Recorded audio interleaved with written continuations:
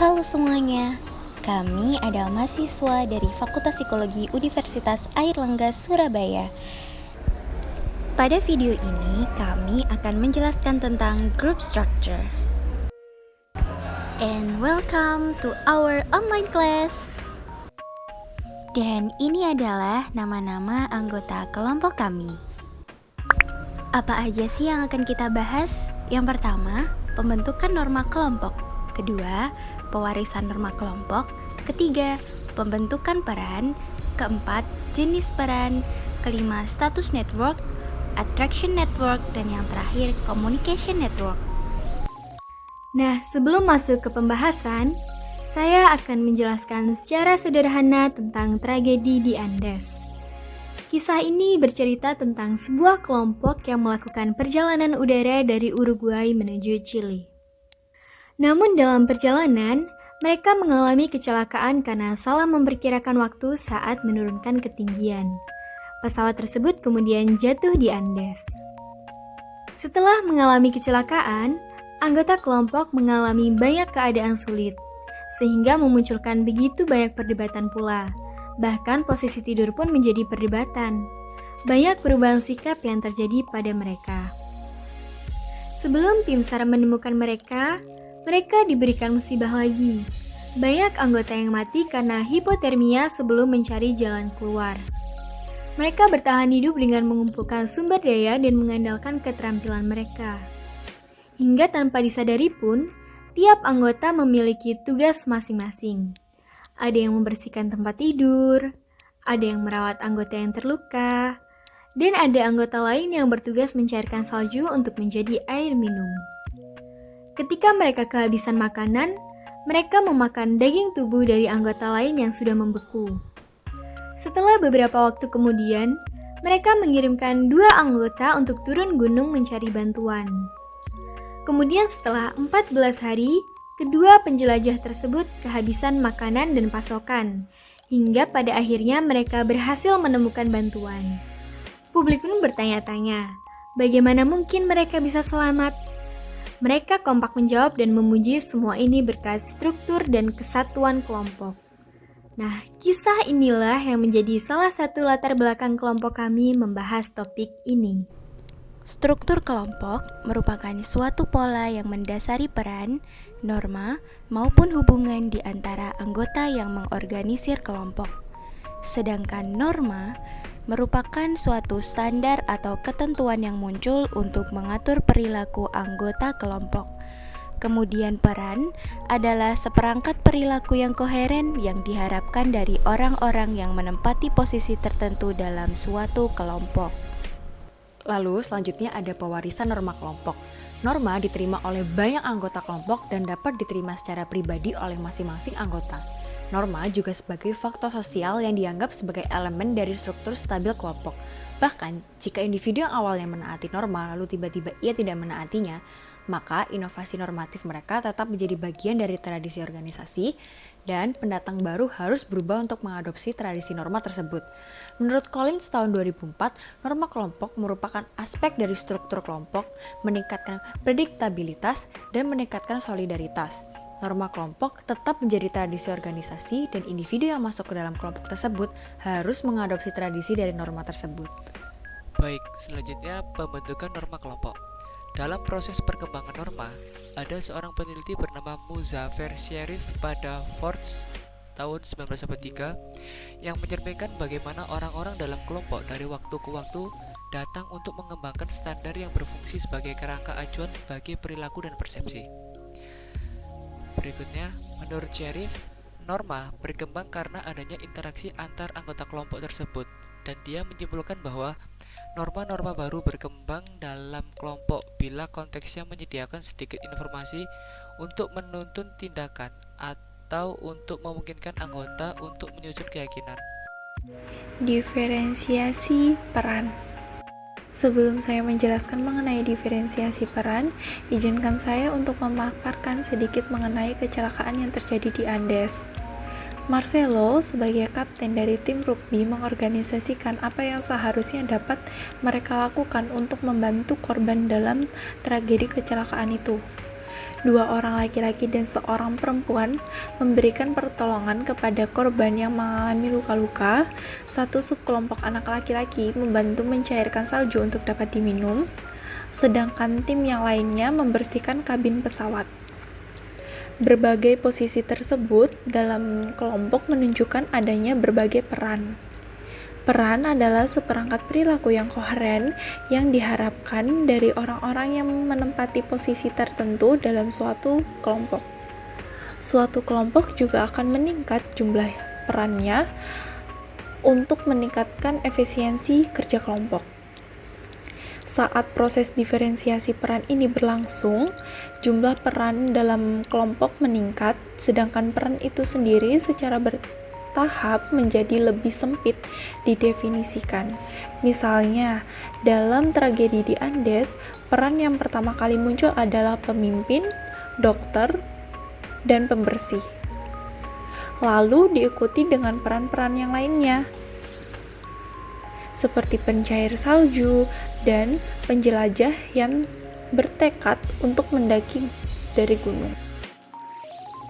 Diferensiasi peran yang cepat ini khas terjadi pada kelompok yang menghadapi masalah atau dalam keadaan darurat yang sulit.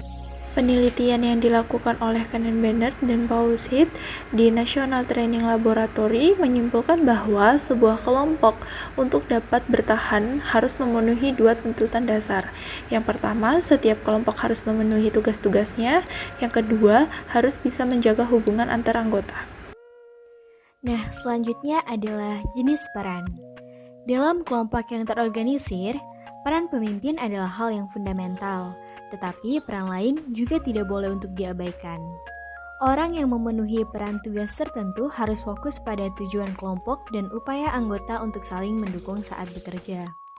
Suatu kelompok mungkin perlu untuk menyelesaikan tugasnya, tetapi juga harus memastikan bahwa kebutuhan antar pribadi dan emosional anggotanya terpenuhi.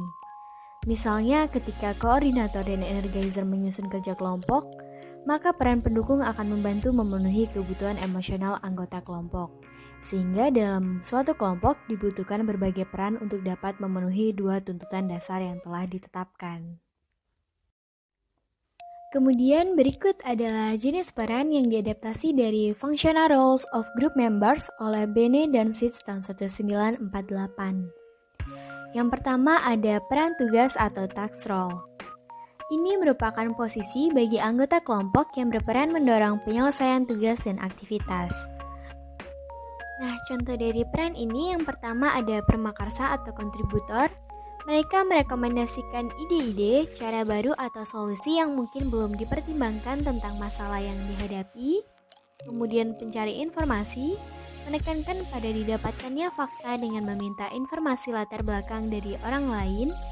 Mencari opini, meminta jenis data yang lebih kualitatif seperti sikap, nilai, dan perasaan, memberi informasi, memberikan data untuk membentuk keputusan termasuk fakta yang berasal dari keahlian, memberi opini, memberikan pendapat, nilai, dan perasaan, elaborator memberikan informasi tambahan, contoh, pengulangan, dan implikasi tentang poin yang dibuat oleh orang lain, koordinator menunjukkan relevansi setiap ide dan hubungannya dengan masalah keseluruhan.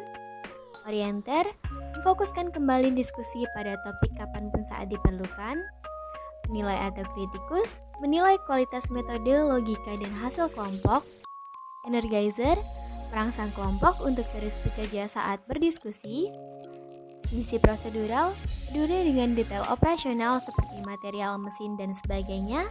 Serta recorder membawa dan menjaga catatan. Yang kedua adalah peran hubungan atau relationship role. Ini merupakan posisi bagi anggota kelompok yang berperan meningkatkan sifat dan kualitas hubungan interpersonal antara anggota. Contoh dari peran ini yang pertama ada pendorong. Mereka memberi penghargaan kepada orang lain melalui persetujuan, kehangatan, dan pujian. Kemudian harmonizer menengahi konflik di antara anggota kelompok. Kompromi, menggeser posisinya sendiri pada suatu masalah untuk mengurangi konflik dalam kelompok. penjaga atau ekspediter melancarkan komunikasi dengan mengatur prosedur dan memastikan kesetaraan partisipasi dari anggota, menyusun standar, mengungkapkan atau menyerukan diskusi tentang standar untuk mengevaluasi kualitas proses kelompok, pengamat atau komentator kelompok, menunjukkan aspek positif dan negatif dari dinamika kelompok dan menyuruhkan perubahan jika diperlukan, serta pengikut menerima gagasan yang ditawarkan oleh orang lain dan berfungsi sebagai audiens untuk kelompok. Nah, selanjutnya yang terakhir ada peran individu atau individual role. Ini merupakan posisi atau peran di mana anggota kelompok menekankan kebutuhan mereka sendiri di atas kebutuhan kelompok. Contoh dari peran ini seperti penyerang, mereka mengekspresikan ketidaksetujuan atas tindakan, ide, dan perasaan orang lain. Blocker, negativistik, menolak pengaruh kelompok, menentang kelompok secara tidak perlu. Dominator, menegaskan otoritas atau superioritas seperti manipulatif. Evader atau self-confessor, mengekspresikan minat, perasaan, dan pendapat pribadi yang tidak terkait dengan tujuan kelompok. Hope seeker, mengekspresikan ketidakamanan, kebingungan, dan self-deprecation. Pencari pengakuan, menarik perhatian pada dirinya sendiri dan membesar-besarkan diri sendiri. Playboy or girl, tidak terlibat dalam grup, sinis dan acuh tak acuh. Special interest pleader, tetap terpisah dari kelompok dengan bertindak sebagai perwakilan dari kelompok atau kategori sosial lainnya. Selanjutnya adalah status network. Status network adalah dinamika jaringan dan atau penentuan status dalam sebuah kelompok. Nah, dalam sebuah kelompok, ketika mereka menghadapi suatu kasus tanpa disadari atau dengan sadar pun, anggota kelompok akan cenderung berkompetisi dengan satu sama lain demi mendapatkan sebuah status dalam kelompok. Nah, hasil dari kompetisi tersebut adalah akan ada anggota kelompok yang dominan dan anggota yang penurut. Penentuan status dalam kelompok dapat dilakukan dengan dua hal. Yang pertama adalah claiming status dan yang kedua adalah status generalization. Claiming status atau membagikan status dengan kelompok antara dominan dan yang non-dominan. Loeffler, Gillespie, dan Conetti pada 1982 menyebutkan bahwa manusia ini jarang secara terang-terangan satu sama lain dalam mengisyaratkan status mereka. Jadi mereka ini prefer menggunakan isyarat nonverbal untuk membuat orang lain tuh tahu bahwa mereka inilah yang harus dihargai. Tetapi banyak juga orang yang menggunakan bahasa verbal untuk menunjukkan status dan otoritas mereka. Misalnya, akan ada orang yang dengan sadar berinisiatif dan membuka perbincangan dan mengarahkan topik diskusi menuju area dari kompetensi mereka sendiri. Seseorang yang mencoba untuk memiliki status yang tinggi biasanya akan lebih suka untuk memberitahukan kepada orang lain apa yang seharusnya mereka lakukan, menjelaskan statement dari orang lain, menanyakan dan memperdebatkan pendirian orang lain, dan suka menyimpulkan atau mencela dalam diskusi. Berikutnya adalah expectation state theory milik Berger yang berpendapat bahwa anggota kelompok seringkali mengalokasikan status dengan mengingat yang pertama spesifik status karakteristik atau kualitas yang memperlihatkan tingkat kemampuan tiap orang saat mengerjakan tugas dalam situasi tertentu. Misalnya, karakteristik pribadi yang dipertimbangkan orang ketika memperkirakan kompetensi relatif, kemampuan, dan nilai sosial dari diri mereka maupun orang lain. Dan yang kedua adalah diffuse status karakteristik atau kualitas umum dari seseorang yang dianggap relevan dengan kemampuan dan evaluasi oleh anggota kelompoknya. Kualitas pribadi umum seperti usia, ras, dan etnis yang seringkali dipertimbangkan orang saat memperkirakan kompetensi, kemampuan, dan nilai sosial dari diri mereka sendiri dan orang lain. Dan yang kedua adalah status generalization. Nah, dalam suatu kelompok, seringkali ada kelompok yang menggunakan sistem generalisasi status, di mana anggota dalam kelompok diperbolehkan secara tidak adil membagikan dan memilih status berdasarkan karakteristik yang tidak relevan, misalnya umur ataupun latar belakang budaya, untuk mempengaruhi prestise atau kehormatan seseorang. selanjutnya adalah attraction network. Dalam sebuah grup atau kelompok, individu tidak hanya berperan sebagai pemimpin ataupun pengikut, namun bisa juga sebagai teman ataupun lawan. Hal tersebut biasa dikenal dengan istilah attraction network, status sosial, atau struktur sosiometri. Attraction network merupakan pola suka atau tidak suka, penerimaan atau penolakan, dan inklusi atau pengecualian di antara anggota kelompok. Jacob Moreno, seorang pelopor dari teori sosiometri, menyebutkan bahwa sociometric differentiation adalah kecenderungan seseorang dalam bereaksi satu sama lain secara spontan. Berkembangnya ikatan interpersonal yang lebih kuat dan positif antara beberapa anggota kelompok disertai dengan penurunan kualitas hubungan antar anggota kelompok yang lain. Diferensiasi sosiometri umumnya berpihak pada individu yang memiliki kualitas yang menarik secara sosial, seperti sifat kooperatif atau daya tarik fisik, tetapi kedudukan sosial juga bergantung pada sejauh mana atribut individu sesuai dengan kualitas yang dihargai oleh kelompok. Lalu, apa penentu struktur daya tarik dalam kelompok? Penentu struktur daya tarik dalam kelompok tidak hanya dinilai dari popularitas. Popularitas tidak dapat diprediksi hanya berdasarkan kualitas pribadi anggota kelompok, karena kelompok yang berbeda menghargai atribut yang berbeda. Kualitas yang membuat seseorang menjadi populer di ruang rapat berbeda dengan kualitas seseorang yang memprediksi kedudukan sosiometrik di tim bisbol atau di geng pengendara motor. Popularitas seseorang ditentukan oleh faktor-faktor antarpersonal seperti kemiripan, sifat melengkapi, timbal balik, kualitas kepribadian, dan bahkan daya tarik fisik bisa mempengaruhi ranking sosiometrik seseorang dalam kelompoknya. Prediksi kedudukan sosial harus memperhitungkan kecocokan orang dengan kelompoknya. Apakah sifat orang tersebut cocok dengan kualitas yang dihargai oleh kelompok tempat mereka berasal? Penelitian mengenai dampak kecocokan orang dan kelompoknya terhadap kedudukan sosial mengatakan bahwa popularitas dalam suatu kelompok tidak menjamin popularitas di kelompok lain. Seorang bintang sosiometrik dalam suatu kelompok bisa menjadi orang buangan dalam kelompok lain.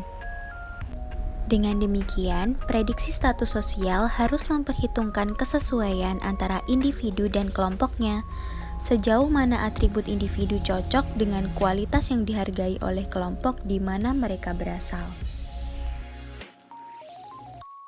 Ya, selanjutnya yaitu adalah communication network. Communication network merupakan pola yang teratur dari hubungan orang ke orang melalui informasi yang mengalir dalam sebuah organisasi.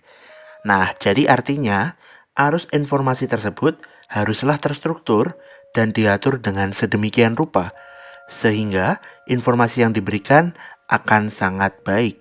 Nah, informasi yang diberikan dapat bersifat formal maupun bersifat informal.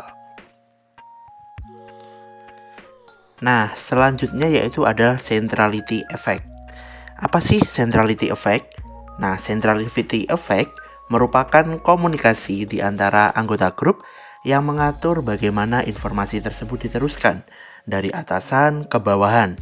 Nah, centrality effect ini dilakukan secara horizontal. Model seperti ini cenderung paralel antara status dengan pola keterikatan.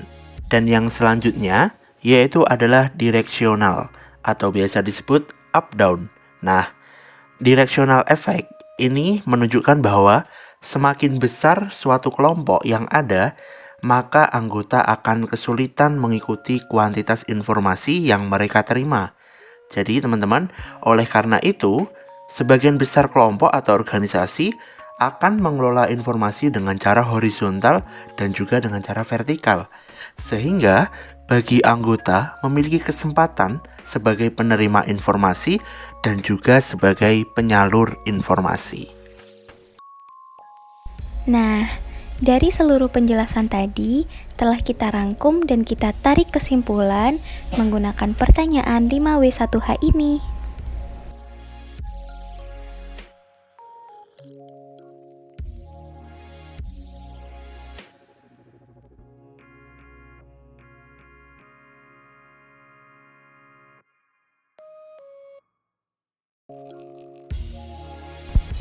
Dan ini adalah referensi yang kami gunakan.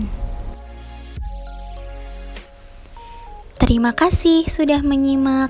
Semoga bermanfaat. Stay safe everyone.